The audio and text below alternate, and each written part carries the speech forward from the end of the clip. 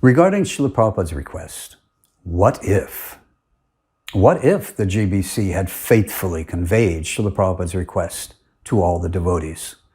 What if Rameshwar had come back to the U.S. not with the purpose and intent to prevent us from knowing what Srila Prabhupada wanted, but what if he had come back to inform us all of Srila Prabhupada's really true and higher inner desire, which was that we all come to India to be by Prabhupada's side? What if he had come back to help organize sending all of us to be with Srila Prabhupada? What if all the book distributors, the main income earners for the temples at that time, had all left the temples and gone to India? Yes, thousands of devotees would have gone. And all the income earners, the book distributors would have gone. And yes, soon there would have been no more income to pay the mortgages and the bills. The deity worship would have been affected. In fact, if all the devotees had gone, the deity worship would have temporarily been stopped. There would have been no one to hold the Sunday feast. The temples would have been empty and locked up. So weren't Rameshwar's and the other GBC members' concerns legitimate and their actions justified? Weren't such actions actually needed? And thus, didn't they really, for a fact, save ISKCON, like Rameshwar believed? Let me be searingly direct. Srila Prabhupada was no fool. He is thousands of times more intelligent than Rameshwar, Tamal Krishna, Satsvarup, and the whole GBC and all his disciples combined. Any half-intelligent, common, ordinary man can understand that if all the devotees left their services and their temples and went to India, they couldn't stay there for very long without financially hurting the mission or affecting the deity worship. I mean, after all, even Rameshwar could figure that out. Why didn't these men give Srila Prabhupada the credit that he had at least as much intelligence as they did?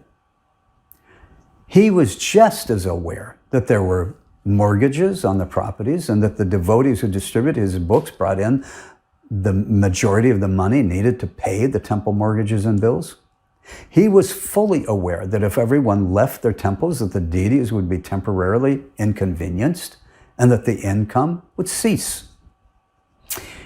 Why did Rameshwar and the other GBC men assume that Srila Prabhupada lacked even the basic common intelligence to understand this? Once everyone had come to Srila Prabhupada's, once everyone had come, Srila Prabhupada's desire to have seen and been surrounded by his loving disciples would have been fulfilled. My own father, for example, he had 3 children. And when he was on his deathbed, my sister came from Arkansas. My brother came from Oregon, and I was nearby in Los Angeles. We all came to see him. But my brother had his own business, so he could only stay a weekend. The same with my sister, who had 2 daughters who were in school at the time. It isn't that everyone came and stayed for who knows how long until he passed away. No, we all came. We all said our last goodbyes. We all got to see him. He got to see all of us one last time. Then we all went back to our own duties. And a week later or 2, my father passed on. Srila Prabhupada wasn't a fool like these men thought he was. So why did these leading GBC men assume he was? That very question casts a lot of warranted doubt about these men's ability to be the only ones who would decide what path Srila Prabhupada had wanted us to take regarding the Ritvik Guru issue. Can we trust the decisions those very same men made at this very same time period as to what path ISKCON was to have taken? Originally, when I began to work on this presentation, it wasn't even in my mind to include anything at all about this incident.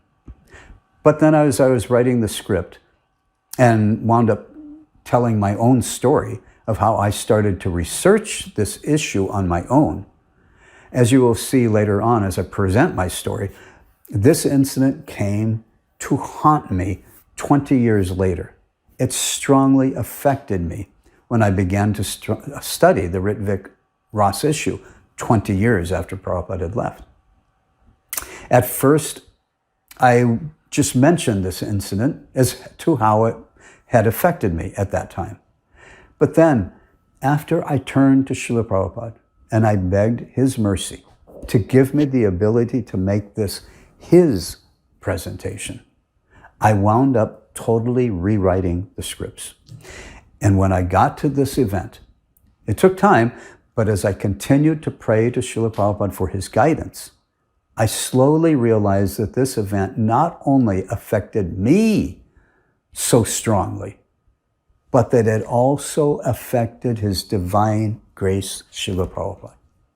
And I came to the conclusion that he wanted me to tell this story because he wanted his followers to know what actually happened. For historic reasons, this must be documented and this story be told. But also out of justice to Srila Prabhupada, his followers must be aware of what happened.